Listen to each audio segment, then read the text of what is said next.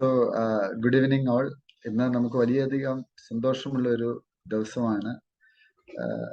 കാരണം ഇന്ന് ഇത്തവണത്തെ സിവിൽ സർവീസ് പരീക്ഷയുടെ റിസൾട്ട് വന്നപ്പോൾ കേരളം അല്ല ഇന്ത്യ തന്നെ ആഘോഷിച്ച ഏറ്റവും മികച്ച റിസൾട്ടിൽ ഒന്നായിരുന്നു ശാരികയുടെ റിസൾട്ട്. അപ്പോൾ കഴിഞ്ഞ വർഷമൊക്കെ മറ്റ് സിവിൽ സർവീസ് വിന്നേഴ്സിന്റെ സെഷനിൽ ഒരു പാർട്ടിസിപ്പന്റ് ആയി പങ്കെടുത്ത ശാരിക ഇന്ന് ഈ പ്രോഗ്രാമിൽ ചീഫ് ഗസ്റ്റ് ആയി കടന്നു വരികയാണ്. അത് നമുക്ക് വലിയ സന്തോഷം പകരുന്ന ഒരു കാര്യമാണ്. അപ്പൊ ഈ ഒരു ട്രാൻസ്ഫോർമേഷൻ അല്ലെ, ഒരു ആസ്പിരന്റിൽ നിന്ന് സിവിൽ സെർവന്റ് അല്ലെങ്കിൽ സിവിൽ സർവീസ് വിന്നർ എന്നുള്ള ഒരു ട്രാൻസ്ഫോർമേഷൻ ഏവർക്കും പ്രചോദനം പകരുന്ന ഒരു കാര്യം തന്നെയാണ്. നമുക്കറിയാം, ഇന്ത്യൻ പ്രധാനമന്ത്രിമാരെ ഒക്കെ ഇന്റർവ്യൂ ചെയ്യുന്ന ഇന്ത്യയിലെ അറിയപ്പെടുന്ന സീനിയർ ജേർണലിസ്റ്റ് ആണ് രാജദീപ് സർദേശായ്. അദ്ദേഹം പോലും അദ്ദേഹത്തിന്റെ ഒരു ന്യൂസ് ബുള്ളറ്റിൻ അവസാനിപ്പിച്ചുകൊണ്ട് പറഞ്ഞത്, ശാരികയുടെ വിജയം എന്ന് പറയുന്നത് അത് ഒരു വ്യക്തിയുടെ വിജയമോ അല്ലെങ്കിൽ ഒരു ഇൻസ്റ്റിറ്റ്യൂട്ടിന്റെ വിജയമോ ഒരു സംസ്ഥാനത്തിന്റെ വിജയമോ അല്ല, മറിച്ച് ഏതൊരു ഇന്ത്യക്കാരനും അഭിമാനം പകരുന്ന വിജയമാണ് എന്നാണ്. നമുക്കറിയാം, ഇന്ത്യയിലെ ഏറ്റവും റെപ്യൂട്ടഡ് ആയിട്ടുള്ള ഇന്ത്യൻ പ്രധാനമന്ത്രിമാരെ പോലും ഇന്റർവ്യൂ ചെയ്യുന്ന തരത്തിൽ വളർന്ന അത്രയും സീനിയർ ആയിട്ടുള്ള ഒരു ജേർണലിസ്റ്റ് അദ്ദേഹത്തിന്റെ സ്പെഷ്യൽ ഷോയിൽ പ്രത്യേകം ശാരികയെ ഉൾക്കൊള്ളിക്കുമ്പോൾ തന്നെ നമുക്കറിയാം ശാരികയുടെ ഒരു റാങ്കിന്റെ മഹത്വവും ആ ഒരു സ്ട്രഗിളും സെറിബ്രൽ പാൾസിയെ അതിജീവിച്ചുകൊണ്ട് ഇന്ത്യൻ സിവിൽ സർവീസിലേക്ക് കടന്നു വന്ന ശാരിക നമ്മുടെയൊക്കെ അഭിമാനമാണ്. അപ്പൊ നമുക്കൊക്കെ ഒരുപാട് സന്തോഷമുണ്ട്.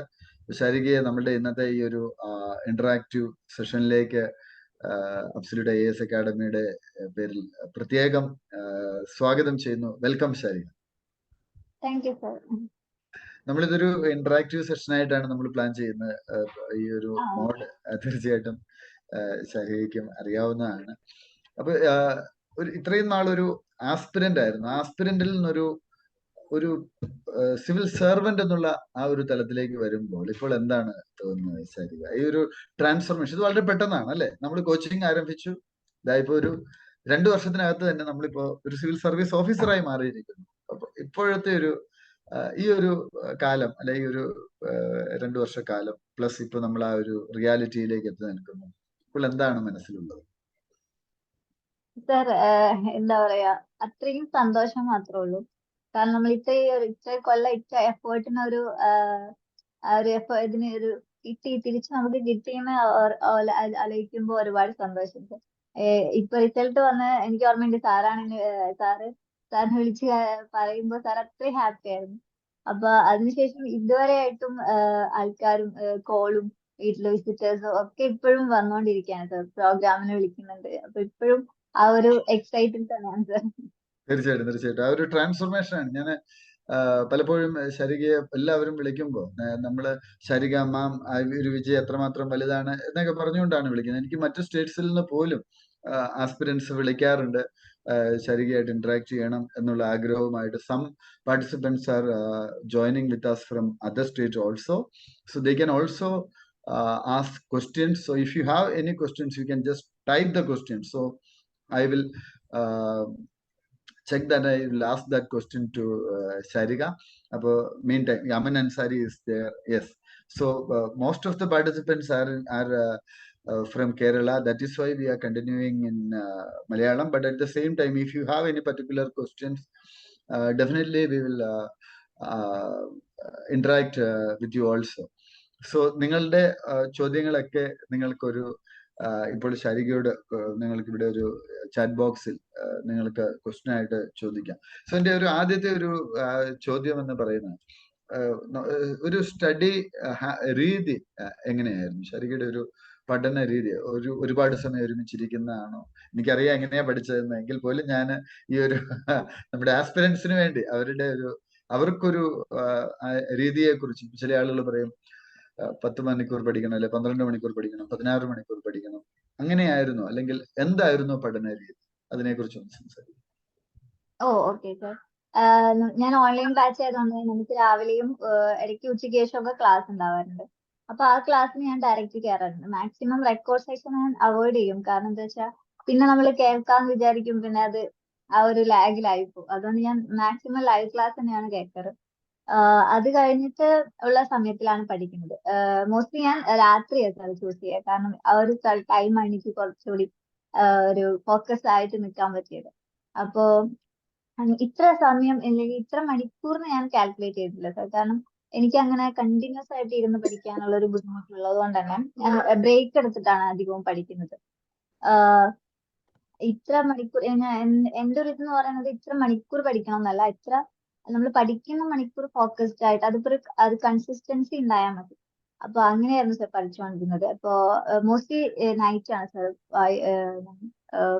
ഒരു കോൺസെൻട്രേറ്റ് ഫോക്കസ്ഡ് ആയിട്ട് നിൽക്കുന്ന ടൈം.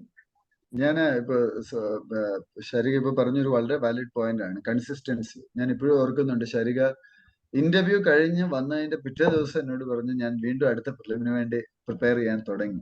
അപ്പൊ അത് ഒന്നൊരു പോസിറ്റീവ് ഔട്ട്കം. കാരണം ഇന്റർവ്യൂവിന്റെ റിസൾട്ട് പോസിറ്റീവ് ആകാം, നെഗറ്റീവ് ആകാം, വാട്ട് എവർ ഇറ്റ് ഈസ്, എനിക്ക് ഈ ലക്ഷ്യം നേടിയെടുത്തിട്ട് ഞാൻ പിൻവാങ്ങുമോ എന്നുള്ളൊരു ബോധ്യം ഉള്ളത് കൊണ്ടാണ്. അപ്പൊ പലപ്പോഴും പല ആസ്പിരൻസിനും നഷ്ടപ്പെടുന്ന ഒരു കാര്യമാണ് ഈ കൺസിസ്റ്റൻസി എന്ന് പറയുന്നത്. ഞാനിപ്പോഴും ഓർക്കുന്നുണ്ട്, ഞാൻ എന്റെ പരിശീലന കാലഘട്ടത്തിൽ ആ വർഷം ആദ്യത്തെ 40ഓ 41ഓ റാങ്ക് കിട്ടിയ ഒരു ഓഫീസർ എന്റെ ഒപ്പം ലിഫ്റ്റിലുണ്ടായിരുന്നു. ഞാൻ അന്ന് ഒരു ആസ്പിരന്റ് ആയിട്ട് ജസ്റ്റ് കടന്നു വരികയാണ്. അപ്പോ അന്ന് പറഞ്ഞ ഒരു കാര്യം, അദ്ദേഹം ആ ഓഫീസർ പറഞ്ഞ ഒരു കാര്യം, അറ്റ്ലീസ്റ്റ് 15 to 20 മിനിറ്റ്സ് എങ്കിലും നമ്മൾ പഠിക്കണം എന്നുള്ളതാണ്. For participants from other state you can raise your question, so we will address those questions in English, so you can type those questions. Chandana, you can type your questions, so we will ask those questions in English because majority of the participants are from Kerala. That is why we are communicating in Malayalam, but at the same time we will address your queries also. അപ്പോ കൺസിസ്റ്റൻസിയെ കുറിച്ച് ശരിക പറഞ്ഞ വളരെ വളരെ relevant ആയിട്ടുള്ള ഒരു കാര്യം തന്നെയാണ്. അപ്പൊ തീർച്ചയായിട്ടും അതൊക്കെ തന്നെ നമ്മളുടെ ആസ്പിരൻസിനും അതിൽ നിന്ന് തീർച്ചയായിട്ടും പഠിക്കാൻ പറ്റും. കാരണം നമ്മളൊരു ഗ്യാപ്പ് വന്നു കഴിഞ്ഞാൽ പിന്നെ വീണ്ടും ആ ഒരു ഫ്ലോയിൽ എത്താൻ പലപ്പോഴും താമസം വരില്ല. അപ്പൊ എങ്കിൽ പോലും അങ്ങനെയുള്ള ഒരു ബ്രേക്ക് ഒക്കെ വന്നിട്ടുണ്ട്, ഇടയ്ക്ക് പഠിക്കാൻ പറ്റാത്ത സാഹചര്യങ്ങൾ ഉണ്ടായി. അപ്പൊ അങ്ങനെയുള്ള സാഹചര്യത്തിൽ അതിനെ ഓവർകം ചെയ്താൽ ഉറപ്പായിട്ടുണ്ടായിട്ടുണ്ട്. എന്താ പറയാ, ഞാൻ വീട്ടിൽ തന്നെ ഇരിക്കുന്ന ഒരാളാണ്. പുറത്ത് പോകുന്നത് വളരെ റെയർ ആയിട്ടൊക്കെയാണ് പോകുന്നത്. അപ്പോ ഒരു എന്താ പറയാ, ആ ഒരു വീട്ടിലുള്ളിൽ ഇരുന്നോണ്ട് ഫുൾ ടൈം ഇരുന്നോണ്ട് പഠിക്കുക എന്ന് പറയുന്നത് ഭയങ്കര ചാലഞ്ചിങ് ആയിട്ടുള്ള ഒരു കാര്യമാണ്. അല്ലെങ്കിൽ അറ്റ്ലീസ്റ്റ് ഒരു റിലാക്സിങ്ങിന് വേണ്ടിയിട്ട് പുറത്തു പോവുക, അങ്ങനത്തെ അതൊക്കെ കുറവാണ്. അതുകൊണ്ട് തന്നെ എന്റെ മൈൻഡിൽ ഫുള്ള് ഈ പഠിച്ച് അങ്ങനെ ഒരു എന്താ പറയാ അറിയില്ല, ഒരു സ്റ്റക്ക് ആയി പോയ ഒരു സിറ്റുവേഷൻസ് ഒരുപാട് ഉണ്ടായിട്ടുണ്ട്. അപ്പൊ ഞാൻ അത് ഓവർകം ചെയ്യാന്ന് പറയുന്നത് നമ്മളെ സ്റ്റഡി ചെയ്യുന്ന ബുക്ക് അല്ലാത്ത ഈ സെൽഫ് ഹെൽപ്ഫുൾ ആയിട്ടുള്ള ബുക്സ് ഒക്കെ ഉണ്ടാവല്ലോ, അങ്ങനത്തെ ബുക്സ് ഒക്കെ വായിച്ചിട്ടാണ് ആ ഒരു മോട്ടിവേഷൻ നിലനിർത്തുന്നത്. അത് ആ ഒരു സിറ്റുവേഷനെ ഓവർകം ചെയ്യാന്ന് ഭയങ്കര ബുദ്ധിമുട്ടാണ്. ചിലപ്പോ ഒന്നും പഠിക്കാൻ പറ്റാത്ത ദിവസങ്ങൾ ഉണ്ടായിട്ടുണ്ട്. അങ്ങനെ ബുക്ക് വായിച്ചിരിക്കാൻ പറ്റാത്ത ദിവസം ഞാൻ യൂട്യൂബില് എന്തെങ്കിലും നമ്മള് റിവൈസ് ഒക്കെ പോലെ റിവിഷൻ ക്ലാസ് ഒക്കെ കേൾക്കും. അങ്ങനെ ആ ഒരു അറ്റ്ലീസ്റ്റ് ഒരു മണിക്കൂറെങ്കിലും ഒരു ഒരു കണക്ഷൻ ഞാൻ മെയിൻറ്റെയിൻ ചെയ്യാൻ ശ്രമിക്കാറുണ്ട്. Okay, very good, very good. Aspirants, now you can raise your questions. നിങ്ങളുടെ ചോദ്യങ്ങളുടെ നിങ്ങൾക്ക് ചാറ്റിലിടാം. So I will ask that question. Somebody, Chandana is asking about strategy. So എന്തായിരുന്നു ശരിക്കും ഒരു സ്ട്രാറ്റജി എന്ന് പറയുന്നത്? കാരണം ഒരു 3 ഘട്ടമായിട്ട് നടക്കുന്ന ഒരു എക്സാം ആണ്. For your information, Sarika got more marks than the first rank holder for essay paper, and for majority of the general studies paper, her marks and the topper's mark, that is all India rank number 1, the difference is just 10 to 15 or maximum 20 marks. അപ്പോൾ ഒരു strategy, ഈ ഒരു 3 ഘട്ടം prelim, main, interview, ഈ ഒരു 3 ഘട്ടത്തിലും നമുക്ക് മുൻപോട്ടേക്ക് പോകാൻ നമുക്കൊരു മോട്ടിവേഷൻ തന്ന കാര്യം എന്താണ്? അല്ലെങ്കിൽ പലപ്പോഴും ചിലരൊക്കെ പ്രിലിം ആകുമ്പോൾ തന്നെ വളരെ സ്ട്രെസ്ഡ് ആവും, പ്രിലിമിനെ നേരിടാൻ പ്രയാസമാണ്, അല്ലെ മെയിനിൽ വരുമ്പോൾ സ്ട്രെസ് ആവും. അപ്പോൾ എങ്ങനെയാണ് ഈ ഒരു 3 ഘട്ടത്തിലും കിടന്നത് പറയാം? സാർ എനിക്ക് പറ്റിയ മിസ്റ്റേക്ക് എന്താന്ന് വെച്ചാൽ ഞാൻ പഠിച്ചുകൊണ്ടിരുന്നപ്പം ഫിലിംസ് ഫോക്കസ്ഡ് ആയിരുന്നു കൂടുതലായിട്ടും ചെയ്തുകൊണ്ടിരുന്നത്. ആ ഒരു എങ്ങനെ ക്വസ്റ്റ്യൻസ് ഫിലിംസിന് വരും എന്നുള്ളത് കൂടുതലായിട്ടും ഞാൻ അങ്ങോട്ടാണ് ഫോക്കസ് പോയിട്ടുള്ളത്. മെയിൻസ് ഓറിയന്റഡ് പ്രിപ്പറേഷൻ ആദ്യത്തെ പ്രിലിംസ് അതെ ആ ടൈമില് കുറവായിരുന്നു. അങ്ങനെ ഞാൻ ആൻസർ റൈറ്റിംഗ് ഒക്കെ പിന്നെ പ്രിലിംസ് പാസ് ആയതിനു ശേഷമാണ് കൂടുതൽ ഫോക്കസ് ചെയ്തത്. അതിന് മുന്നേ എഴുതുമായിരുന്നു, പക്ഷെ ഇന്നലെ ഒരു കൺസിസ്റ്റന്റിൽ എഴുതാൻ തുടങ്ങിയത് അതിന് ശേഷമാണ്. എങ്ങനെയാ പഠിച്ചു വെച്ചാൽ സ്റ്റാൻഡേർഡ് ബുക്സ് തന്നെ. ഞാൻ നോട്ട് പ്രിപ്പയർ ചെയ്തിട്ടുണ്ടായിരുന്നില്ല, കാരണം ഞാൻ ലെഫ്റ്റ് ഹാൻഡ് ആണ്, അപ്പൊ സ്പീഡ് വളരെ കുറവായതുകൊണ്ട് അതെ ഹൈലൈറ്റ് ചെയ്യുന്നതാണ്. പിന്നെ റിവൈസ് ചെയ്യാനാണെങ്കിൽ ടോപ്പേഴ്സിന്റെ നോട്ട് യൂസ് ചെയ്യും, അങ്ങനെയാ ചെയ്തോണ്ടിരുന്നത്. അങ്ങനെ ഹൈലൈറ്റ് ചെയ്ത പോർഷൻസ് റിവൈസ് ചെയ്യും, അങ്ങനെയായിരുന്നു. റിപ്പീറ്റഡ് ആയിട്ട് വായിക്കും. ഇപ്പൊ ആദ്യത്തെ റൗണ്ടിൽ സ്റ്റാൻഡേർഡ് ബുക്സ് എടുക്കും, അതിൽ മേജർ പോയിന്റ്സ് ഹൈലൈറ്റ് ചെയ്യും. അത് തന്നെ റിവിഷനിലേക്ക് പോകുമ്പോൾ, സെക്കൻഡ് റൗണ്ട് തേർഡ് റൗണ്ട് റിവിഷനിലേക്കൊക്കെ പോകുമ്പോൾ അത് റിപ്പീറ്റ് ചെയ്ത് വായിക്കുന്ന ഒരു രീതിയായിരുന്നു ഉണ്ടായിരുന്നത്. അതെ അതെ. എന്നിട്ട് ഓരോ പോർഷൻസ് കഴിയുമ്പോൾ ആ പോർഷൻസിന്റെ PYQs ഞാൻ എടുത്ത് നോക്കാറുണ്ട്, ജസ്റ്റ് ഗൂഗിൾ ചെയ്തിട്ട്. നമ്മള് ഫിലിംസിന്റെ പ്രശ്നം എന്ന് വെച്ചാൽ നമ്മൾ വായിക്കുമ്പോ ചിലപ്പോ അതിൽ എങ്ങനെ ക്വസ്റ്റ്യൻ വരും, ഒരു പോർഷൻ വായിച്ചു കഴിഞ്ഞാൽ ചിലപ്പോൾ നമുക്ക് അത് ക്വസ്റ്റ്യൻ ആൻസർ ചെയ്യാൻ പറ്റണമെന്നില്ല. അപ്പൊ ഞാൻ ആദ്യം ക്വസ്റ്റ്യൻസ് നോക്കും, എങ്ങനെയാണ് അവർ ചോദിക്കുന്നത് എന്ന് നോക്കിയിട്ട് വായിക്കാൻ സ്റ്റാർട്ട് ചെയ്യും. അങ്ങനെയാണ് അവര് UPSC എന്താണ്, നമ്മൾ ഇതിന് ചാൻസ് എങ്ങനെ ഫിലിംസ് ക്വസ്റ്റ്യൻസ് വരാം എന്ന് അങ്ങനെ ആദ്യം ക്വസ്റ്റ്യൻസ് ഒന്ന് നോക്കിയിട്ടാണ് പിന്നെ പഠിക്കാൻ തുടങ്ങുന്നത്. ഒരു റിവേഴ്സ് സ്ട്രാറ്റജി എന്ന് വേണമെങ്കിൽ പറയാം. First you look into the questions, then getting into the chapters അല്ലേ. അപ്പൊ രണ്ട് കാര്യങ്ങളാണ് അതിലുള്ളത്. ഒന്ന്, UPSC എങ്ങനെയാണ് ക്വസ്റ്റ്യൻ ചോദിക്കുന്നത് എന്നുള്ളത് നമുക്ക് തന്നെ നമ്മളെ വായിച്ചു പോകുമ്പോൾ തന്നെ ആ ക്വസ്റ്റ്യൻ ഈ ഏരിയയിൽ നിന്നൊക്കെ ക്വസ്റ്റ്യൻ വരാം, ഒരു കണക്ട് ഉണ്ടാക്കാൻ സാധിക്കും. That is something positive. Yes. എന്നിട്ട് സബ്ജക്ട് വൈസ് PYQs അല്ല ടെസ്റ്റ് സീരീസ് ഒന്ന് കിട്ടുമല്ലോ നമുക്ക്, അങ്ങനെ ചെയ്യും. അല്ലാതെ ഹോൾ ആയിട്ടുള്ളതും ചെയ്യാറുണ്ട്. പിന്നെ PYQs മസ്റ്റ് ആണ്, കാരണം ഒരുപാട് ക്വസ്റ്റ്യൻസ് പിന്നെ റിപ്പീറ്റഡ് ആയിട്ട് സെയിം ക്വസ്റ്റ്യൻസ് അല്ല, പക്ഷെ ആ ടോപ്പിക് ഒരുപാട് റിപ്പീറ്റഡ് ടോപ്പിക്സ് തന്നെ UPSC ചോദിക്കുന്നുണ്ട്. അത് ഐഡന്റിഫൈ ചെയ്തിട്ട് അതിന് കൂടുതൽ ഫോക്കസ് കൊടുത്തിട്ടാണ്. ഫിലിംസ് അങ്ങനെയായിരുന്നു സ്ട്രാറ്റജി, ഫിലിം സ്ട്രാറ്റജി എന്ന് പറയുന്നത് അങ്ങനെയായിരുന്നു. Okay, very good. So how was your interview experience? So can you share that? Okay, മലയാളത്തിൽ പറയണോ? രണ്ട് വേണേ ക്ലബ് ചെയ്ത് പറയാം. ഇപ്പൊ Amen Ansari and Chandana, some people are from other states also, so maybe we will start with the English and later continue in Malayalam for them, for Amen. Yes. Okay, so actually it was very amazing. You already know that I'm not a talkative person. I was there in almost 1 month before my interview in Trivandrum, and have interaction with you and Sainika ma'am, and it helped me a lot. I cannot explain how it has worked for me. And you are one of the toppers in interview. If you look at the score, it is 173. That is one of the top score for interview as well. So the interview board, they realize you are worth. That is why they are giving that much mark. Otherwise, they won't give that much mark. I know some aspirants from Kerala, they got 80, 70, 65 and all. But at the same time, this is one of the top marks in India. That is something positive. Yes. And you can share some of the questions they ask. You can share it in Malayalam as well as in English. Okay, yeah. First they asked about I had my graduation in BA English Literature, so they asked about name some Indian English authors. Yes. That was the first question from chairman. Yeah. And also other members asked my option was sociology. Yeah. So they asked what is needed, an ideology or a leader. That was an opinion-based question.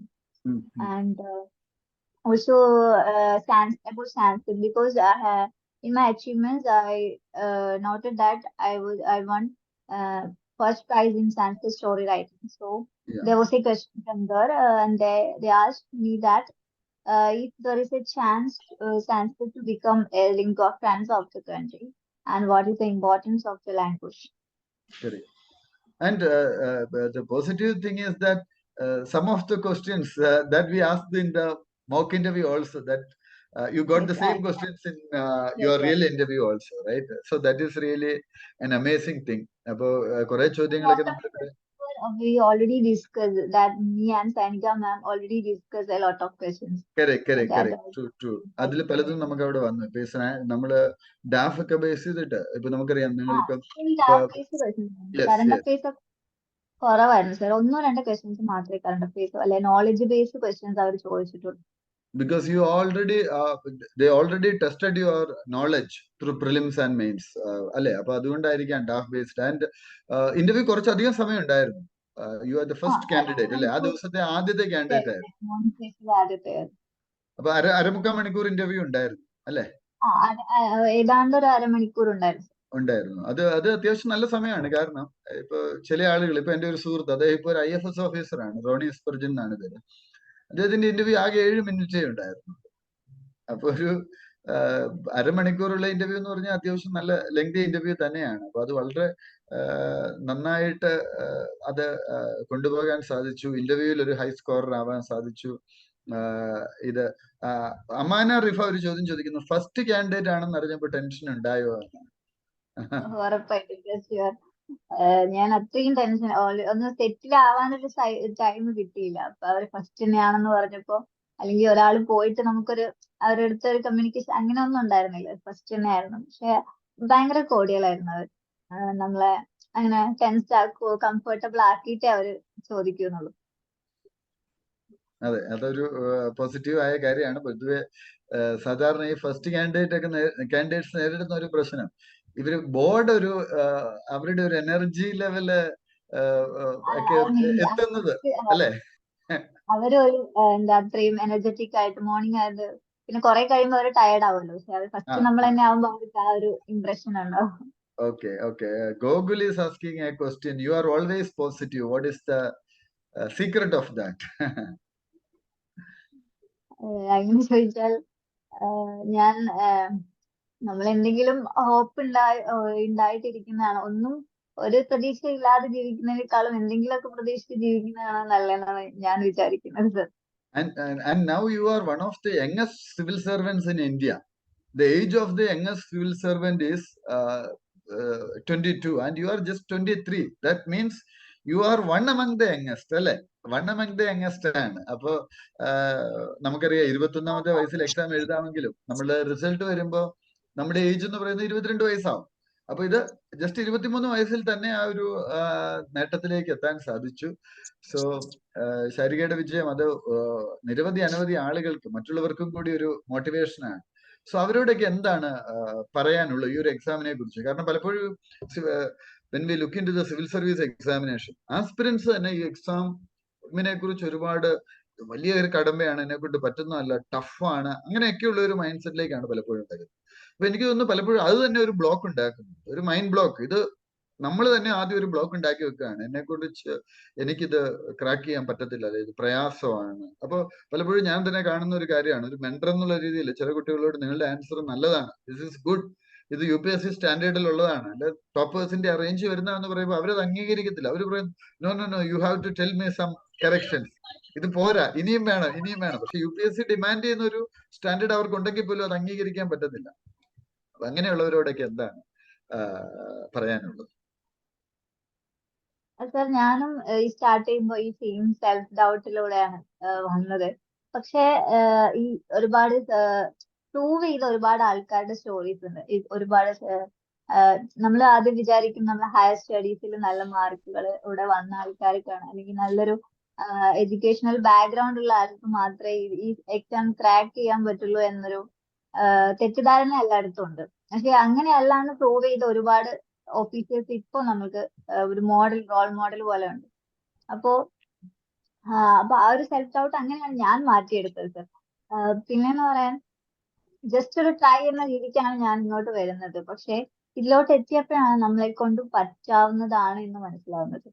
ഒരിക്കലും നമ്മൾ ആ ഒരു perfect ലെവലിൽ എത്തിക്കൊള്ളണമെന്നില്ല. പക്ഷെ practice make perfect എന്നാണല്ലോ sir. അപ്പൊ Correct, correct. That നമ്മൾ is true.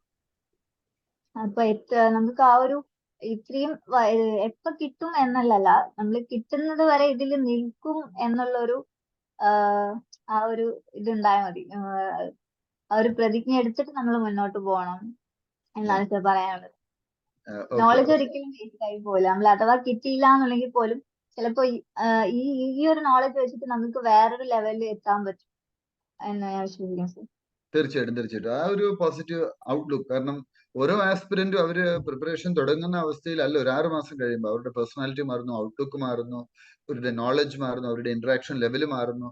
So ഈ സിവിൽ സർവീസ് പ്രിപ്പറേഷൻ അതൊരിക്കലും ഒരു വേസ്റ്റ് അല്ല, നമ്മുടെ പേഴ്സണാലിറ്റിയിൽ തന്നെ വലിയൊരു മാറ്റം വരുന്നു. Aman Ansari is asking one question. Ma'am, please tell us about how to read NCERT from UPSC perspective as a beginner. Okay sir, NCERT എന്ന് പറയുമ്പോൾ ഒരു ഫൗണ്ടേഷൻ എന്ന രീതിക്കാണ് നമ്മൾ അതിനെ കാണുന്നത്. ഇപ്പോ ഈ ഒരു ഹ്യൂമാനിറ്റീസ് ബാക്ക്ഗ്രൗണ്ട് അല്ലാത്തവർക്ക് അല്ലെങ്കിൽ സയൻസ് ബാക്ക്ഗ്രൗണ്ടിൽ നിന്ന് വരുന്നവർക്ക് പോലും UPSC യിലേക്ക് Aman എത്താനുള്ള is non-Malayali, so Sharika, it would be good if you can communicate in English. Yes, ma'am. Okay, sir. NCERT should be our foundation. So we should start from there because our foundation must be strong. Correct. So, So from class 6 onwards, they have to study, right? yes, certain subjects like geography, history, Yeah. geography and history must be read from 6th Yeah. standard itself. But certain subjects like polity, economy, I think there is no need of to start from the 6th. You can get into directly to standard books. No, sir. From 11th or 12th, you can read. If Okay. there is some difficulties, you can go back to the back classes. Correct. Also, MCQ questions are available Yeah. for NCERT. So, Correct. after reading, completing text each class, you can practice that. It is So, available in internet also. If you just yes, type sir. the topics and at the end you mention like UPSC MCQ, you will get hundreds of previous year's questions. Yes, sir. That doesn't mean that you will never get direct questions from NCERT. You can just understand the basic. But for history and geography, I think most of questions are from NCERT. So you should have to thoroughly read those topics. And polity, if you are strong, you may skip the NCERT. But I mostly refer you should read NCERT because basic idea is needed. Correct. So for getting a strong foundation, NCERTs are really good. You don't need to read the entire NCERT textbooks. Like in her approach, she used selective reading. That is what Sharika is saying. Yeah, very good, Sharika. So others can also ask questions. അപ്പോൾ ഈ ഒരു എക്സാമിന്റെ ഒരു charm എന്ന് പറയുന്നത് പലപ്പോഴും നമ്മൾ ഈ സിവിൽ സർവീസ് പ്രിപ്പറേഷനിലേക്ക് പോകുമ്പോൾ ആദ്യ കാലഘട്ടത്തിൽ ചിലപ്പോൾ ആളുകൾ പോകും, നിനക്ക് കിട്ടുമോ അങ്ങനെയൊക്കെ ചോദിക്കുന്ന ആൾക്കാരുണ്ടാവും അല്ലെ. പക്ഷെ ഇപ്പൊ കിട്ടിക്കഴിയുമ്പോൾ ഉള്ള ഒരു ട്രാൻസ്ഫോർമേഷൻ അല്ലെ, ഒരു നാട് സെലിബ്രേറ്റ് ചെയ്യുന്നു. ഞാൻ ശരികയുടെ വീട്ടിൽ വരുമ്പോൾ ഒക്കെ കാണുന്ന ഒരു കാര്യം, അതൊരു നാടിന്റെ വിജയമായിട്ട് അല്ലെ ഒരു ദേശത്തിന്റെ വിജയമായിട്ട് ഒരുപാട് ദൂരെ നിന്ന് പോലും ആളുകൾ വീട്ടിലേക്കൊക്കെ വരുന്നു. അത് ആ ഒരു മൂമെന്റ്, പ്രത്യേകിച്ച് നമ്മുടെ ഇപ്പൊ ഈ ഒരു റിസൾട്ടിന് ശേഷം നമ്മൾക്ക് കിട്ടുന്ന ഒരു റെക്കഗ്നിഷൻ, നമുക്ക് കിട്ടുന്ന ഒരു റെസ്പെക്ട്, അതൊന്ന് ഷെയർ ചെയ്യാമോ? കാര്യം പല ആളുകളും പറയാറുണ്ട് ഈ പ്രിപ്പറേഷൻ ടൈമിൽ പലപ്പോഴും നമ്മുടെ ബന്ധുക്കൾ ചിലപ്പോൾ നമ്മളോട് ചോദിക്കും, നിങ്ങൾ ഇത് നിർത്തി വേറെ എന്തെങ്കിലും കാര്യത്തിന് വെക്കൂടെ അല്ലെ. ഒത്തിരി പേരോട് ഞാൻ പലപ്പോഴും പലരെയും കണ്ടിട്ടുണ്ട്. പക്ഷെ വൺസ് അവരുടെ ലൈഫിൽ ആ ട്രാൻസ്ഫോർമേഷൻ ഉണ്ടായി കഴിയുമ്പോൾ നമുക്ക് മറ്റെങ്ങും കിട്ടാത്ത തരത്തിലുള്ള ഒരു അംഗീകാരത്തിലേക്ക് വരും. ഇതിനെ എങ്ങനെയാണ് നോക്കാൻ? സർ, ഞാൻ ഇത് സ്റ്റാർട്ട് ചെയ്യുമ്പോൾ എന്റെ കുറച്ച് ക്ലോസ് ആയിട്ടുള്ളവർക്ക് മാത്രമേ അറിയായിരുന്നു ഞാനിത് ഇതിനു വേണ്ടിയാണ് പഠിച്ചുകൊണ്ടിരിക്കുന്നതെന്ന്. പക്ഷെ ഞാൻ മീൻസ് ക്ലിയർ ചെയ്തപ്പോഴാണ് കുറച്ചുകൂടി നാട്ടിലെ ആൾക്കാരെ അറിഞ്ഞു തുടങ്ങിയത്. ഓക്കെ. റിസൾട്ട് വന്നപ്പോ എല്ലാ ഓൾമോസ്റ്റ് എത്രയോ എനിക്ക് തോന്നുന്നു എന്റെ വീട് കോഴിക്കോടാണ്. പക്ഷെ കോട്ടയത്ത് നിന്ന് ഒരു ഹൈസ്കൂളിൽ അവിടുത്തെ പ്രിൻസിപ്പലും ഒരു സ്റ്റുഡന്റും എന്റെ വീട്ടിലോട്ട് വന്നു സർ. അത്രയും ദൂരയിൽ നിന്ന് അവരെന്നെ എന്നെ നേരിട്ട് കാണാൻ വേണ്ടിയിട്ട് അവർ വീട്ടിലോട്ട് വന്നു. ഒരുപാട് കാര്യങ്ങൾ സംസാരിച്ചു. അങ്ങനെ ഒത്തിരി പേര്, ഒരു ശിരാജ് സാറ് വന്നു സർ. അങ്ങനെ നാട്ടിൽ നിന്നായാലും പുറത്തായാലും വിളിക്കും, അല്ലെങ്കിൽ വീട്ടിൽ വരും, നമ്മളെ നേരിട്ട് വന്ന് അഭിനന്ദിക്കും. എന്താ പറയാ, അത്രയും ഒരു ഹാപ്പിയസ്റ്റ് പ്രൗഡ് മൊമെന്റ് ആണ് സർ അത്. അതെ, അപ്പൊ നമ്മൾ ഈ ഹാർഡ് വർക്ക് എടുക്കുന്നതിന് ഒരു ഒരു ഒരു തീർച്ചയായിട്ടും അതൊരു വലിയൊരു അല്ലെ, അതിന് അതിൻ്റെതായ ഒരു ഒരു ഒരു നേട്ടത്തിലേക്ക് തന്നെ നമുക്ക് എത്താം, അല്ലെ, സന്തോഷത്തിലേക്ക് എത്താം എന്നുള്ളത് വലിയൊരു കാര്യമാണ്. ഉറപ്പായിട്ടും സർ. അതെ. പലപ്പോഴും ഈ സിവിൽ സർവീസിനെ കുറിച്ച് പറയുമ്പോൾ നമ്മൾ പറയുന്നത്, ഒരു സിവിൽ സർവന്റ് എന്ന് പറയുമ്പോൾ they are going to be a part of nation building, അല്ലെ. കാര്യം കിട്ടുന്ന അധികാരം എന്നുള്ളത് വളരെ വലുതാണ്. ഇപ്പൊ ഒരു പൊളിറ്റിക്കൽ ലീഡർഷിപ്പിന് പോലും 5 വർഷത്തേക്ക് അധികാരമുള്ളൂ. ഒരു സിവിൽ സർവന്റിനെ സംബന്ധിച്ച് 65 വയസ്സ് വരെ, അല്ലെങ്കിൽ അതിനപ്പുറം ആ അധികാരം, പ്ലസ് നമുക്ക് സൊസൈറ്റിക്ക് വേണ്ടി ഒരുപാട് നല്ല കാര്യങ്ങൾ ചെയ്യാൻ പറ്റും. ഇന്ന് നമ്മൾ ഒരു സൈൻ ചെയ്യുമ്പോൾ അത് 3-4 പേരെ സ്വാധീനിക്കുന്നതെങ്കിൽ, നമ്മളൊരു സിവിൽ സർവന്റ് എന്നുള്ള രീതിയിൽ ഒരു പോളിസി മേക്കിംഗ് ഡിസിഷനിൽ ഒപ്പുവെക്കുമ്പോൾ അത് ലക്ഷക്കണക്കിന് ആളുകളെ സ്വാധീനിക്കുകയാണ്. അപ്പോൾ ഒരു സിവിൽ സർവന്റ് ആകണം എന്ന് ആഗ്രഹിച്ച എന്തുകൊണ്ടാണ്? there are lot of other career opportunities available, but still why you want to be a civil servant? What motivated you to become a civil servant? Yes. Okay sir, ഞാൻ ഒരു differently able person ആയതുകൊണ്ട് തന്നെ ഞാൻ ഒരു +2 അല്ലെ ഒരു 7ാം ക്ലാസ്സിൽ 8ാം ക്ലാസ്സിലൊക്കെ പഠിക്കുമ്പോഴാണ് ഞാൻ സോഫ്റ്റ്വെയർ എഞ്ചിനീയറിലോട്ട് പോവാം എന്നുള്ളൊരു തോട്ട് വരുന്നത്. കാരണം എനിക്ക് ഇരുന്നുകൊണ്ട് അല്ലെങ്കിൽ കംഫർട്ടബിൾ ആയിട്ട് ചെയ്യാൻ പറ്റിയ ഒരു ജോലി എന്ന നിലയ്ക്ക് ഞാൻ അങ്ങനെയായിരുന്നു അതിനെ കണ്ടത്. അപ്പൊ അതിനുവേണ്ടി +2 സയൻസ് എടുത്തു. പക്ഷെ അതിനുശേഷം എനിക്ക് എൻട്രൻസ് എക്സാമിനൊന്നും എഴുതാൻ പറ്റില്ല. അങ്ങനെയാണ് ഡിഗ്രിയിലോട്ട് പോകുന്നത്. ഡിഗ്രി ഞാൻ BA ഇംഗ്ലീഷ് ആയിരുന്നു. അപ്പൊ ഒരു പ്രത്യേകിച്ച് എയിമൊന്നും ഉണ്ടായിരുന്നില്ല ആ ഒരു കാലഘട്ടത്തിൽ. എന്തെങ്കിലും ഒരു ഗവൺമെന്റ് ജോലി വേണം എന്നുള്ളൊരു ഇതിൽ തന്നെയായിരുന്നു. പിന്നെ ഡിഗ്രി കഴിഞ്ഞപ്പോഴാണ് ഇനി എന്താണ് എന്നുള്ളൊരു ഇത് വരുന്നത്. അതിനുശേഷമാണ് ഞാൻ നമ്മളെ പ്രശാന്ത് ബ്രോയുടെ കളക്ടർ ബ്രോ ശാന്തനാർ IAS കോഴിക്കോട് കളക്ടർ ആയിരുന്നു. അപ്പൊ സാറിന്റെ ആ ബുക്ക് വായിക്കുമ്പോ എന്താ, നമുക്കൊരു ഈ ഗവൺമെന്റ് സർവീസിൽ ഇരുന്നുകൊണ്ട് എന്തൊക്കെ നമുക്ക് ചെയ്യാൻ പറ്റും എന്നുള്ളൊരു ബ്രോഡ് ഐഡിയ എനിക്ക് ഉണ്ടായത് ആ ബുക്ക് വായിച്ചപ്പോഴാണ്. സോഷ്യൽ സർവീസ് എനിക്ക് പണ്ടേ ഉള്ളൊരു ആഗ്രഹമായിരുന്നു, സോഷ്യൽ സർവീസിലോട്ട് വരണം എന്നുള്ളത്. പക്ഷെ അത് സിവിൽ സർവീസ് എന്നുള്ളതിലേക്ക് എത്തുന്നത് ഇതിനു ശേഷമാണ്. കാരണം ഗവൺമെന്റിൽ ഇരുന്നുകൊണ്ട് നമ്മൾ പുറത്തു നിന്ന് ഗവൺമെന്റിന്റെ പാർട്ടല്ലാതെ ചെയ്യുന്നതിനേക്കാൾ ഒരുപാട് കാര്യം നമുക്ക് ഈ ഗവൺമെന്റ് സർവീസിൽ ഇരുന്നുകൊണ്ട് ചെയ്യാൻ പറ്റും, അല്ലെ. അതിന് ഒരു സാറ്റിസ്ഫാക്ഷൻ എന്ന് പറയുന്നത് സാർ, അത് നമുക്ക് ഇതിലൂടെ അത് കിട്ടും എന്ന് മനസ്സിലായത്.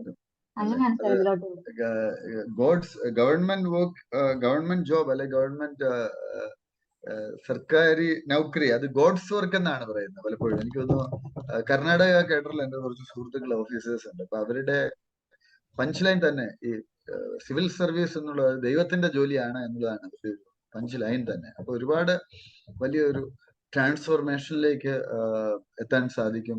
അപ്പൊ ഒരുപാട് പേര്, ഇപ്പൊ പ്രശാന്ത് ബ്രോ, ഞാൻ അദ്ദേഹമായിട്ട് ഇടയ്ക്ക് ഇതിനിടയിൽ സംസാരിച്ചപ്പോൾ അദ്ദേഹം പറഞ്ഞു വലിയ സന്തോഷമുണ്ട്. കാരണം അദ്ദേഹത്തിന്റെ ഒരു പുസ്തകം മറ്റൊരാൾക്ക് സിവിൽ സർവന്റ് ആയി മാറാൻ വലിയൊരു പ്രചോദനം നൽകി. നമ്മള് ഫ്ലവേഴ്സ് ഒരു കോടി പ്രോഗ്രാമിലൊക്കെ പോയപ്പോ ശാരീരികം മുടിമുറിച്ചു കൊടുത്ത ഫോട്ടോ ഒക്കെ ഞാനും എപ്പോഴാണ് കണ്ടത്. ഞാനപ്പോ പ്രശാന്ത് ബ്രോയോട് പറഞ്ഞു ഈ കാര്യം പറഞ്ഞു. അപ്പൊ പ്രശാന്ത് ബ്രോ പറഞ്ഞു അതൊന്നും അറിയില്ലായിരുന്നു അങ്ങനെയൊക്കെ. അപ്പൊ അന്ന് ആ പുസ്തകം എഴുതിയപ്പോ പോലും അത് ആളുകളെ ഇൻസ്പയർ ചെയ്യുന്നു. ഇപ്പൊ ശാരികയുടെ ജീവിതവും അനവധി ആളുകളെ ഇൻസ്പയർ ചെയ്യുന്നു. Now you are inspiring many people, അല്ലെ. ഒത്തിരി there are people from all over India, they are reading your stories. ഒട്ടുമിക്ക, എനിക്ക് തോന്നുന്നു ഓൾമോസ്റ്റ് എല്ലാ സ്റ്റേറ്റിലും ആ സ്റ്റോറി പബ്ലിഷ് ചെയ്യപ്പെട്ടു. തമിഴ് മാഗസിനുകളിൽ കണ്ടു. ഇപ്പൊ ഈനാട് ആന്ധ്രയിലെ തെലങ്കാനയിലെ ഏറ്റവും സർക്കുലേഷൻ ഉള്ള പത്രമാണ്. അതിൽ സ്റ്റോറി വന്നു, സ്പെഷ്യൽ ഫീച്ചേഴ്സ് വന്നു. India today, NDTV, MSN, Yahoo, അങ്ങനെ നാഷണൽ ഇന്റർനാഷണൽ പോർട്ടലുകളിലെല്ലാം തന്നെ അവർ വളരെ അഭിമാനത്തോടു കൂടി തന്നെയാണ് കൊണ്ടുപോകാം ഈ ഒരു സ്റ്റോറി, ശാരികയുടെ ഒരു വിജയം അവര് കൊണ്ടുവന്നത്. അപ്പോ ഈ നമ്മുടെ ഒരു പ്രിലിം മെയിൻ ഇന്റർവ്യൂ പ്രിപ്പറേഷനെ കുറിച്ചൊക്കെ ചോദിച്ചു. ഇവിടെ ഒരു ആസ്പിരന്റ് ഒരു ചോദ്യം ചോദിച്ചിട്ടുണ്ട്. അമാന ചോദിച്ചു. അടുത്ത ഒരു ചോദ്യം ചോദിച്ചിരിക്കുന്നത് Chandana is doing some program now. She is doing MBA now. She don't have that much time now. So അപ്പോ അവരുടെ ഒരു സ്ട്രാറ്റജി എന്തായിരിക്കണം if she is not getting enough time? So what is your suggestion for Chandana? Time management വളരെ ഒരു ആവശ്യമുള്ള ഒരു കാര്യമാണ്. സമയം ഇല്ല എന്ന് പറയുമ്പോൾ She is non-Malayali actually. Chandana, can you can ask your doubts directly if you want. Otherwise, you are Malayali or non-Malayali, Chandana?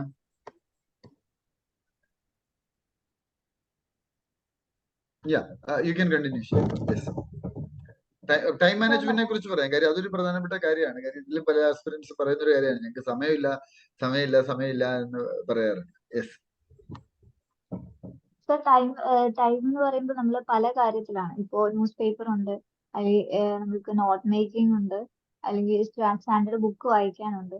അപ്പൊ ഇങ്ങനെ പല കാര്യങ്ങളും നമുക്ക് ചെയ്യാനുണ്ട്. അപ്പൊ എവിടെയൊക്കെ സമയം കുറയ്ക്കാൻ പറ്റുമോ അവിടെയൊക്കെ നമുക്ക് സമയം കുറയ്ക്കാം. ഇപ്പൊ ഫോർ എക്സാമ്പിൾ ഈ ന്യൂസ് പേപ്പർ വായിക്കാനാണെങ്കിൽ ഫുള്ള് വായിക്കണം എന്നാണ് എൻ്റെ ഒരു ഒപ്പീനിയൻ. പക്ഷെ സമയമില്ലാത്തവർക്കാണെങ്കിൽ നമ്മൾ എഡിറ്റോറിയൽ പാർട്ട് മാത്രം വായിക്കാം. ബാക്കി നമുക്ക് കറണ്ട് അഫയേഴ്സ് മാഗസിനിലൂടെ കവർ ചെയ്യാൻ പറ്റും. നോട്ട് മേക്കിങ്ങിന് ഞാൻ ചെയ്തത്, എനിക്ക് എഴുതാനുള്ള സ്പീഡ്, ആ ഒരു സമയം മെയിൻറ്റെയിൻ ചെയ്യാൻ വേണ്ടിയിട്ടാണ് ഞാൻ അണ്ടർലൈൻ സ്റ്റാൻഡേർഡ് ബുക്കിൽ മാത്രം ഹൈലൈറ്റ് ചെയ്തിട്ടാണ് പോയത്. പിന്നെ റിവൈസിന് വേണ്ടിയിട്ട് ടോപ്പേഴ്സ് നോട്ടും അങ്ങനെ കാര്യങ്ങളാണ് യൂസ് ചെയ്തത്. പിന്നൊരു ടൈം ഇപ്പൊ എന്താ പറയാ സർ, ന്യൂസ് പേപ്പർ റീഡിംഗ് അല്ലെ കറണ്ട് അഫയേഴ്സ് പ്രിപ്പറേഷൻ ഒരു വലിയ ഇമ്പോർട്ടൻസ് കൊടുത്തിരുന്നു അല്ലെ? ഡെയിലി നമ്മുടെ അനാലിസിസിലൊക്കെ കൃത്യമായിട്ട് കയറുമായിരുന്നു. നമ്മുടെ ക്യാൻഡി കൃത്യമായിട്ട് നോക്കുമായിരുന്നു, നമ്മുടെ ടെലിഗ്രാം ചാനലിൽ ഉള്ള കണ്ടന്റ്. അപ്പൊ എനിക്ക് തോന്നുന്നു കറണ്ട് അഫയേഴ്സിലുള്ള ഒരു എഡ്ജും പലപ്പോഴും എക്സാമിനെ നേരിടാൻ അത് വളരെയധികം സഹായിച്ചിട്ടുണ്ട്. കറണ്ട് അഫയേഴ്സ് വലിയൊരു ഫാക്ടറാണ്. പക്ഷെ കറണ്ട് അഫയേഴ്സ് പ്ലസ് സ്റ്റാറ്റിക് ആണ്. ചിലര് കറണ്ട് അഫയേഴ്സ് ആണ് കൂടുതൽ ഇമ്പോർട്ടന്റ് വെച്ചാൽ അതിൽ കൂടുതൽ സമയം പോകുന്നുണ്ട്. പക്ഷെ കറണ്ട് അഫയേഴ്സ് ആണെങ്കിൽ പോലും കറണ്ട് അഫയേഴ്സ് പ്ലസ് സ്റ്റാറ്റിക് ചോദിക്കുന്ന കുറെ balanced approach. There should be a balanced approach for current affairs and static portions. That is what you follow, right? Correct. So that is very important because some students are giving more importance to static portions and they are neglecting current affairs part. But some students are giving too much importance for current affairs and they are neglecting static portions. So if you want to get into civil services, there should be a balance because they are also looking for balanced people, not extreme people. അല്ലെ? Indian civil സർവീസസിൽ തന്നെ ഒരു balanced approach ആണ്. ഒരുപാട് നല്ല നല്ല insights നമുക്ക് ഈ ഒരു സെഷനിലൂടെ കിട്ടുന്നുണ്ട്. സോ നിങ്ങൾക്ക് മറ്റു ചോദ്യങ്ങളുണ്ട് എങ്കിൽ ചോദിക്കാം. ഒരു പ്രിലിംസിന്റെ ഒരു മാസം മുൻപേ ഉള്ള ഒരു സ്ട്രാറ്റജി ഒന്ന് ഷെയർ ചെയ്യാമോ എന്ന് റഹീമ ചോദിച്ചു. So what was your strategy before just 1 month before the prelims? Because this is almost a similar situation now. We have another 1 more month for prelims 2024. So what is your advice to those people who are writing prelims in June this next month? ആ സമയത്ത് revision തന്നെയാണ് ഏറ്റവും better. കാരണം നമ്മള് films കൊണ്ട് അടുത്തിരിക്കുന്ന ഒരു situation ആണ്. അപ്പോ എനിക്ക് ഒന്ന് മോസ്റ്റ് റിപ്പീറ്റഡ് ആസ്ഡ് ആയിട്ടുള്ള കുറെ ടോപ്പിക് ഉണ്ടാവും എല്ലാ സബ്ജക്ട്സിലും. അത് കവർ ചെയ്ത് പോകുന്നതായിരിക്കും ഏറ്റവും ബെറ്റർ. സെയിം ടൈം സിസാറ്റ് വിട്ടുപോകരുത്. സിസാറ്റും പ്രാക്ടീസ് ചെയ്യാം. ഒരു ഡെയിലി ഒരു 1 hour or 2 hour സിസാറ്റും മാത്സും കോംപ്രിഹെൻഷനും കൂടെ പ്രാക്ടീസ് ചെയ്യാമെന്നാണ് സർ പറയാനുള്ളത്. Okay, all right. So just 1 month prior to prelims, you have to give more focus on prelims revision. At the same time, you have to give adequate time for your CSAT as well as comprehension. So somebody asking a question about, ma'am, what is you have studied from your life?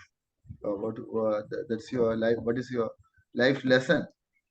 അങ്ങനെ ഒരു ചോദ്യം ചോദിച്ചിരിക്കുന്നു. എന്താണ് what you have learned from your life എന്നുള്ള ഒരു ചോദ്യമാണ്. What you studied from your life or your life lesson? Never give up. Yes, correct. Very good, very good. Never ever give up. അല്ലേ? One day you will definitely win. So you have to continue the good work. Support. Law of attraction വിശ്വസിക്കുന്ന ഒരാളാണ് sir. Correct. അതെപ്പോഴും visualise ചെയ്യുക, Uh, ആ ഒരു goal achieve ചെയ്തതുപോലെ behave ചെയ്യുക, അങ്ങനെയാണ് sir. correct, correct, correct. It അപ്പൊ is അത് there. If you ഉറപ്പായിട്ടും look at, there is a poster just behind the screen. LBSNAA അല്ലെ കോളിംഗ്, ആ പോസ്റ്റർ ഇപ്പൊ ശരി ഇരിക്കുന്നതിന്റെ തൊട്ട് പുറകിൽ തന്നെ ഉണ്ട് ലബാസ്ന കോളിംഗ്. ആ പോസ്റ്റർ അവിടെ ഒട്ടിച്ചു വെച്ചിട്ടുണ്ട്. You can see that, look at that. So she is looking into that every day and visualising that. Visualisation is a powerful mind technique. If you can visualize something, you can actualize. So if you want to be a civil servant, you have to put a poster like Sharika did. Labasna, I am coming. അതാണ് എഴുതി വെച്ചിരിക്കുന്നത്. That is now അന്ന് visualise ചെയ്ത കാര്യം ഇന്ന് actualise ചെയ്യപ്പെടുകയാണ്. ഞാനൊരു mind ട്രെയിനറും കൂടിയാണ്. ഇതിന്റെ ഒരു പവറൊക്കെ തീർച്ചയായിട്ടും എനിക്കും അറിയാം. നമ്മുടെ ആദ്യത്തെ സെഷനുകളിലൊക്കെ നമ്മളിത്, പ്രത്യേകിച്ച് ഇനീഷ്യൽ സെഷനിലൊക്കെ നമ്മൾ പറയുന്ന ഒരു കാര്യമാണ്. അപ്പൊ നിങ്ങൾ നോക്കി, അശോക സ്തംഭം, ഇന്ത്യൻ ഫ്ലാഗ് ഒക്കെ ശാരിക തന്റെ പഠന മുറിയിൽ തന്നെ ഉപയോഗിച്ചിട്ടുണ്ട്. So the dream should mix with your blood, അല്ലെ? അത് അത്രമാത്രം ഒരു തീവ്രമാകണം. എനിക്ക് I want to be there എന്ന് നിങ്ങൾ പറയുമ്പോൾ, ശരി തന്നെ പല ഇന്റർവ്യൂസിലും ഒക്കെ പറഞ്ഞതുപോലെ, പൗലോ കൈലോ പറയുന്നത് പോലെ, ഈ പ്രപഞ്ചവും അതിലെ സർവ്വചരാചരങ്ങളും ഒക്കെ നമ്മുടെ പിന്തുണയ്ക്കുന്നു. നമ്മൾ ഈ ജേർണിയിൽ എന്തുമാത്രം സപ്പോർട്ട്, നമുക്ക് പല തടസ്സങ്ങൾ ഉണ്ടായപ്പോൾ അതിനെയൊക്കെ അതിജീവിക്കാൻ പോലും നമുക്ക് പലയിടത്തു നിന്നും നമ്മൾ പോലും പരിചയമില്ലാത്ത ആളുകളുടെ സപ്പോർട്ട് നമുക്ക് പല ഘട്ടങ്ങളിലും ലഭിച്ചിട്ടുണ്ട്. ഈ ഒരു ജേർണി, ഒരു 2 years ജേർണി, അല്ലെ? എക്സാം തന്നെ 1.5 വർഷത്തോളം നീണ്ടു നിൽക്കുന്ന ഒരു എക്സാം, ആ എക്സാമിന്റെ ഒരു ജേർണി പ്ലസ് കോച്ചിങ്ങിന്റെ കാലഘട്ടം, ഇവിടെയൊക്കെ വളരെ പോസിറ്റീവായ ഒരു ഔട്ട്ലുക്കാണ്. ഞാൻ എപ്പോഴും ചിന്തിക്കുന്ന ഒരു കാര്യം, എനിക്ക് എപ്പോഴും തോന്നിയിട്ടുള്ള ഒരു കാര്യം, ശരി എപ്പോഴും പോസിറ്റീവാണ്. നമ്മളിപ്പോ ഓൺലൈൻ ബാച്ചിലാണെങ്കിൽ ഞാൻ കോഴിക്കോട് വരുന്ന സമയത്തൊക്കെ കോഴിക്കോട് അക്കാഡമിയിൽ വരും, അങ്ങനെ ആൻസേഴ്സ് ഒക്കെ എഴുതി കാണിക്കും. മെന്റർ മീറ്റിങ്ങുകൾ ഒന്നും മുടങ്ങാതെ കൃത്യമായിട്ട് പങ്കെടുക്കുക. അപ്പൊ ഒരു മെന്റർ എന്നുള്ള രീതിയിൽ നമുക്കും മെന്റർ ചെയ്യാനും കൂടെ കുറച്ച് എളുപ്പമാണ്. പറയുന്ന കാര്യങ്ങൾ കൃത്യമായിട്ട് ഫോളോ ചെയ്യും. അതുപോലെ ഒരു എപ്പോഴും ആ ഒരു പോസിറ്റീവ് ആറ്റിറ്റ്യൂഡാണ്. എന്താണ് ഈ ഒരു പോസിറ്റീവ് ആറ്റിറ്റ്യൂഡ് മെയിൻറ്റെയിൻ ചെയ്യാൻ ശാരികയെ സഹായിക്കും? സർ എന്റെ ലൈഫ് തന്നെയാണ് സർ. ഇങ്ങനെ ഇവിടെ ഇങ്ങനെ വീട്ടില്, അല്ലെങ്കിൽ ഈ ഒരു ഇതല്ല എന്റെ ലോകം എന്നെനിക്ക് പ്രൂവ് ചെയ്യണമായിരുന്നു സർ. അപ്പോ അതിനുവേണ്ടി ആ ഒരു സെൽഫ് മോട്ടിവേഷൻ എപ്പോഴും കീപ്പ് ചെയ്തിട്ടുണ്ട്. നമ്മളിപ്പോ പുറത്തുനിന്ന് ഒരു വീഡിയോ കാണുമ്പോ, അല്ലെങ്കിൽ ഒരാളുടെ സ്റ്റോറി കേൾക്കുമ്പോ, ആ ഒരു മോട്ടിവേഷൻ കൂടിപ്പോയാല് ഒരാഴ്ചയൊക്കെ നിലനിൽക്കുമായിരിക്കും. പക്ഷെ പിന്നീട് നമ്മൾ വീണ്ടും പഴയ ഒരു പൊസിഷനിൽ തന്നെ എത്തും, ഡൗൺ ആയി പോകും. പക്ഷെ ആ മോട്ടിവേഷൻ നമ്മളെ ഉള്ളിൽ നിന്ന് വരുമ്പോ അതാണ് നമ്മൾ മുന്നോട്ട് കൊണ്ടുപോകാൻ ആ ഒരു ഇതിന് പറ്റുള്ളൂ സർ. അതെ, അതായത് മറ്റുള്ളവർ നിങ്ങളെ കൊണ്ട് പറ്റില്ല എന്ന് പറഞ്ഞാൽ നമ്മളത് മൈൻഡ് ചെയ്യേണ്ട കാര്യമില്ല. കാര്യം നമുക്ക് നമ്മുടെ ഒരു ഗോൾ ഉണ്ട്, നമുക്ക് അവിടെ എത്തണം. അപ്പൊ ആ സെൽഫ് മോട്ടിവേഷൻ മെയിൻറ്റെയിൻ ചെയ്യാൻ ശ്രമിച്ചു. Ma'am, which language you attended the interview? Sandra is asking that question. ഇംഗ്ലീഷിലായിരുന്നു. യെസ്, അതെ അതെ അതെ. Ma'am, I have a question. May I ask? Yeah, you can ask. Yes. Ma'am, I am Anas from Malappuram. Now I am studying in Aligarh Muslim University, UP. So, ma'am പറഞ്ഞ പോലെ ഭയങ്കര കുറെ കാര്യങ്ങൾ നമ്മൾ relate ആയി തോന്നി. കാരണം എന്താ വെച്ച് കഴിഞ്ഞാൽ ആ ഒരു ഉള്ളിൽ നിന്നുള്ള ഇൻസ്പിറേഷൻ കൊണ്ട് ഞാനും പറഞ്ഞ പോലെ വീട്ടിൽ നിന്നുള്ള പ്രഷർ കാരണം ഇതൊക്കെ ആയിട്ട് 10th കഴിഞ്ഞു. പിന്നെ UPSC ആയിട്ട് എന്താ ഹ്യൂമാനിറ്റീസ് പറ്റാതെ സയൻസ് എടുക്കാൻ പറഞ്ഞു. അങ്ങനെ സയൻസ് എടുത്തു. സയൻസിലും കുഴപ്പമില്ല, 97% മാർക്ക് വാങ്ങിയിട്ട് പിന്നെ വീണ്ടും എനിക്ക് ഇങ്ങനെ സോഷ്യൽ സയൻസിലോട്ട് മാറണം എന്ന് വിചാരിച്ചിട്ട് ഞാൻ അങ്ങനെ സോഷ്യോളജി ചൂസ് ചെയ്തിട്ട് ഇപ്പോൾ ഇവിടെ അലിഗഡ് മുസ്ലിം യൂണിവേഴ്സിറ്റിയിൽ ഫസ്റ്റ് ഇയർ BA ഹോണേഴ്സ് സോഷ്യോളജിയാണ്. അപ്പോൾ ഞാൻ പറയുന്നത് എന്താ വെച്ച് കഴിഞ്ഞാൽ നമുക്ക് ആ ഒരു ഉള്ളിലെ ഇൻസ്പിറേഷൻ ഒക്കെ ഉള്ളതുകൊണ്ട് തന്നെയാണ് നമ്മളിവിടെ വന്നത്. ബട്ട് നമ്മളിവിടെ വന്നു കഴിയുമ്പോൾ നമ്മളെ നാട്ടിൽ നിന്നുള്ള ആ ഒരു എൻവയോൺമെന്റ് അല്ല മൊത്തത്തിൽ മാറി, നമുക്ക് കൂടുതൽ എക്സ്പ്ലോഷർ ഉണ്ട്. ബട്ട് ഈവൻ നമ്മൾ ഒരു ലൈബ്രറി പോയി കഴിഞ്ഞാൽ അവിടെ ഇരിക്കണ ഒരു 75% കുട്ടികൾ UPSCക്കാണ് തയ്യാറെടുക്കുന്നത്. നമ്മളെ ക്ലാസ്സിൽ വന്നു കഴിഞ്ഞാൽ അവിടെ ഇരിക്കണം 90% കുട്ടികൾ UPSC ആണ്. ഇവരുടെ ഒക്കെ ഒപ്പം ഇങ്ങനെ നിൽക്കുമ്പോൾ നമുക്കിങ്ങനെ തോന്നും, ഇത് നമുക്കിങ്ങനെ ഒരു നമ്മളെ കൊണ്ട് പറ്റൂലേ. മീൻസ് നമ്മളെ ചെറുതായി കാണല്ല. ഇതിൽ കമന്റിൽ വേറെ ഒരാളും കൂടെ ഇങ്ങനെ ഒരു ക്വസ്റ്റ്യൻ ചോദിച്ചിട്ടുണ്ട്. അതായത് ഇതൊക്കെ നമുക്ക് കാണുമ്പോൾ നമുക്കിങ്ങനെ തോന്നും, എന്താണ് നമുക്ക് നമ്മളെ കൊണ്ട് പറ്റൂലേ ഇത് എന്നുള്ള ആ ഒരു തോട്ട് മാമിന് എപ്പോഴേലും വന്നിട്ടുണ്ടായോ? അതിനെങ്ങനെയാണ് നമ്മൾ ഓവർകം ചെയ്യുക?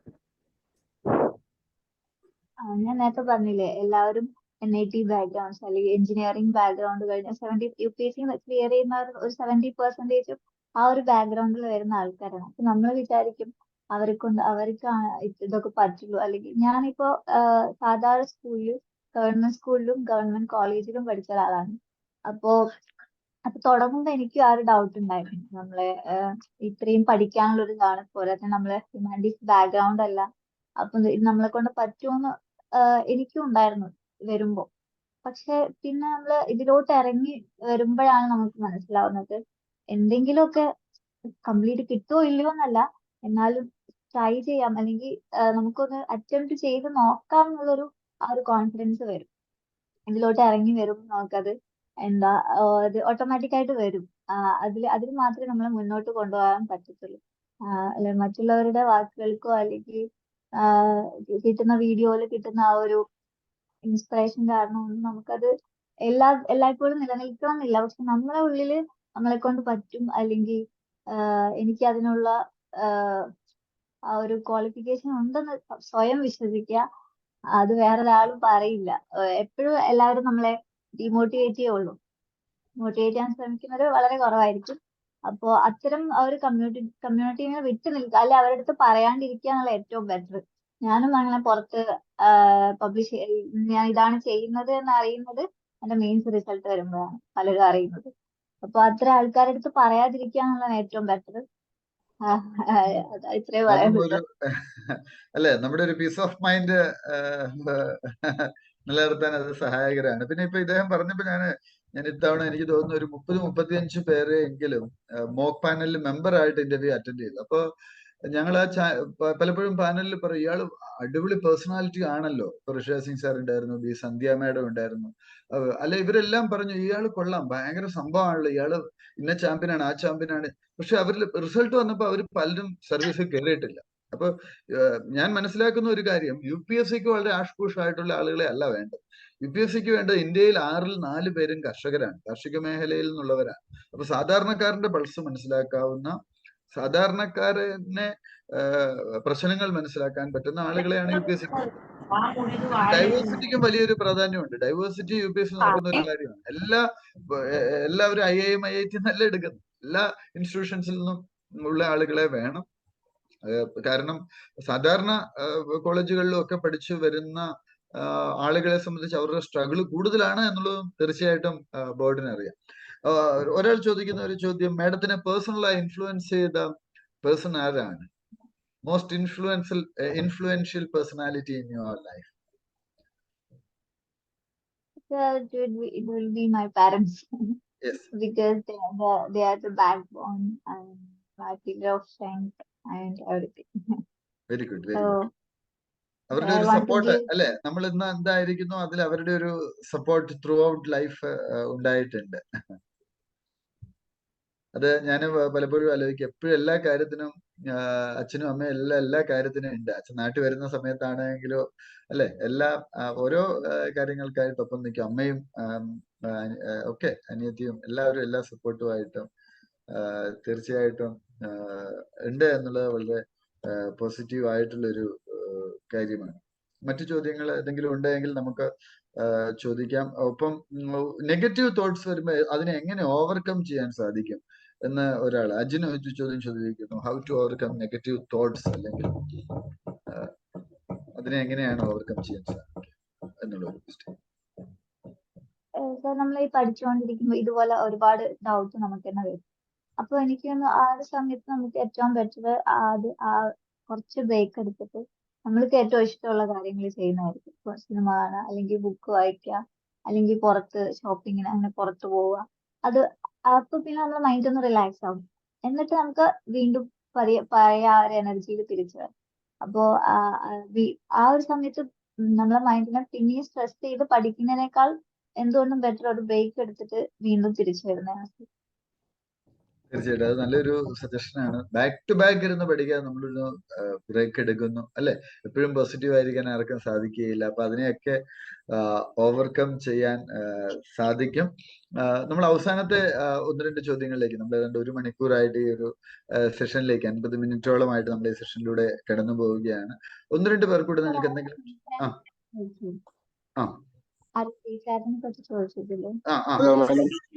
സിസാറ്റിന്റെ ഒരു ക്വസ്റ്റ്യൻ ചോദിച്ചിട്ടുണ്ട്, ഒന്ന് പറയാമോ ശരിയാ? ക്വസ്റ്റ്യൻ കണ്ടെങ്കിൽ അതിനൊരു മറുപടി ഒന്ന്. What is your CSAT strategy അല്ലേ? റഹീമയുടെ ക്വസ്റ്റ്യൻ. യെസ്. സിസാറ്റ് എന്ന് പറയുമ്പോൾ ഞാൻ മാത്സിൽ കുറച്ച് വീക്കുള്ള ആളാണ്. കാരണം ഞാൻ +2 കഴിഞ്ഞിട്ട് ഈ ലിറ്ററേച്ചർ ബാക്ക്ഗ്രൗണ്ടിലേക്കാണ് വരുന്നത്. അപ്പോൾ മാത്സ് അവിടെ ഒരു ഇമ്പോർട്ടൻസ് ഇല്ല. അപ്പോൾ മാത്സ് എനിക്ക് സിസാറ്റിലോട്ട് വന്നപ്പോൾ കുറച്ച് ടഫായിരുന്നു. അതുകൊണ്ട് ഞാൻ കൂടുതലും അതിനേക്കാൾ എഡ്ജ് എനിക്ക് ഇംഗ്ലീഷ് ഒരു ഇതായത് കൊണ്ട് തന്നെ കോംപ്രിഹെൻഷൻ ഉണ്ടായിരുന്നു sir.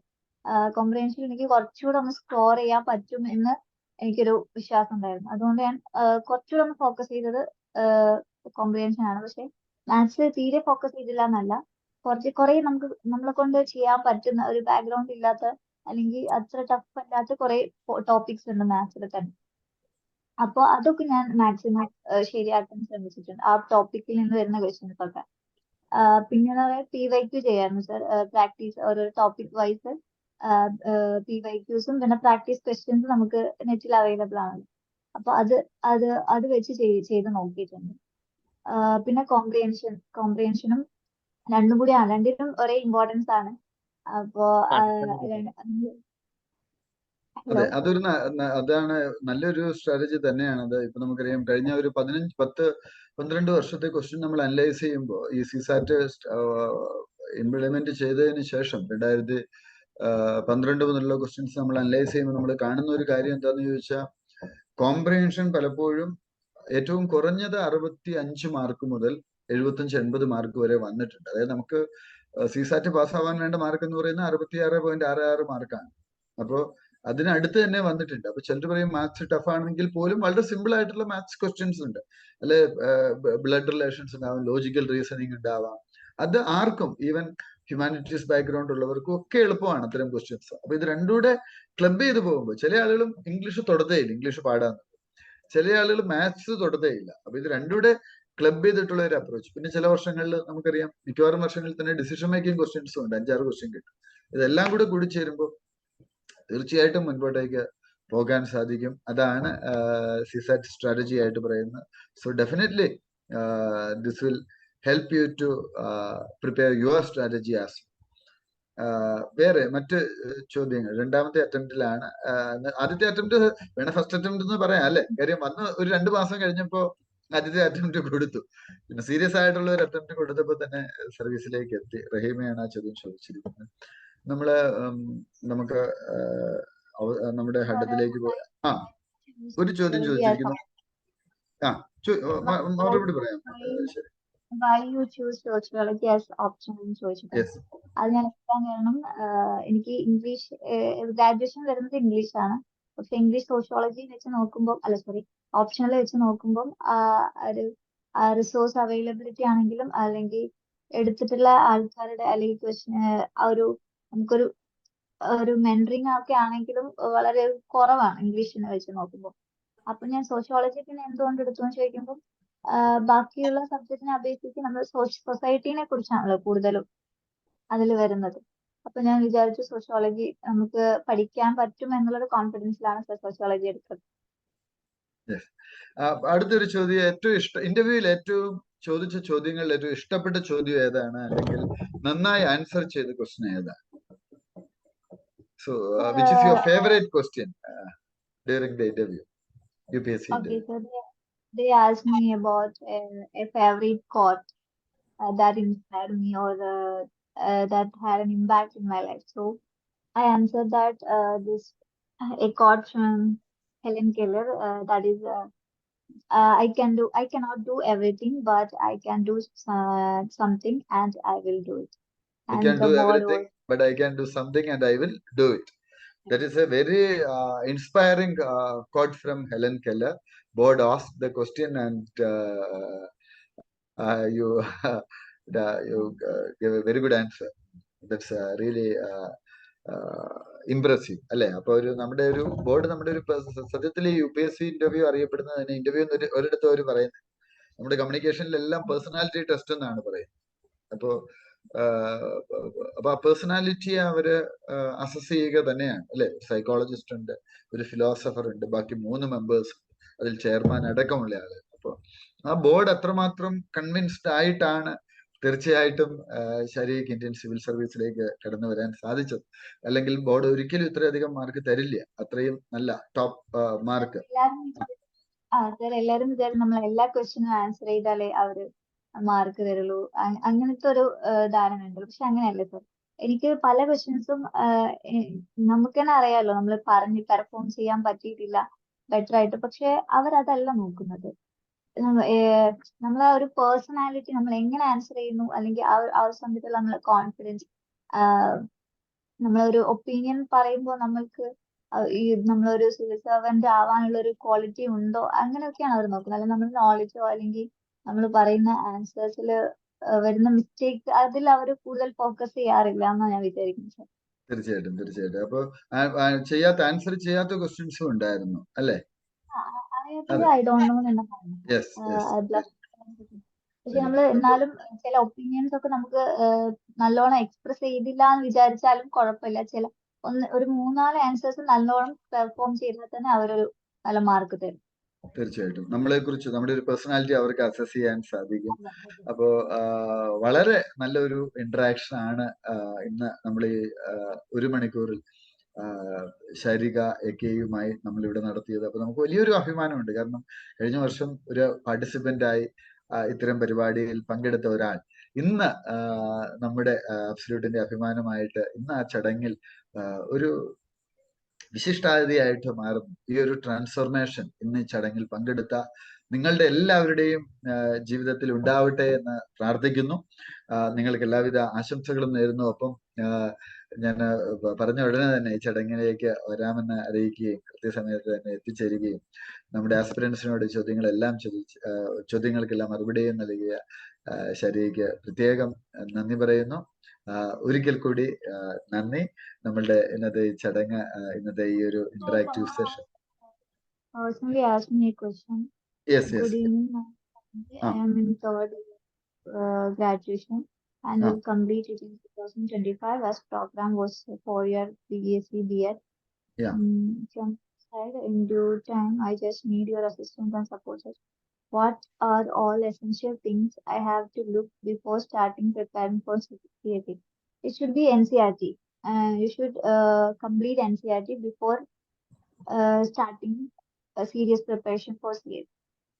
So I suggest you to complete the entire NCERT and how to analyze the syllabus. Yeah, that should do. How can I explain that? How to analyze?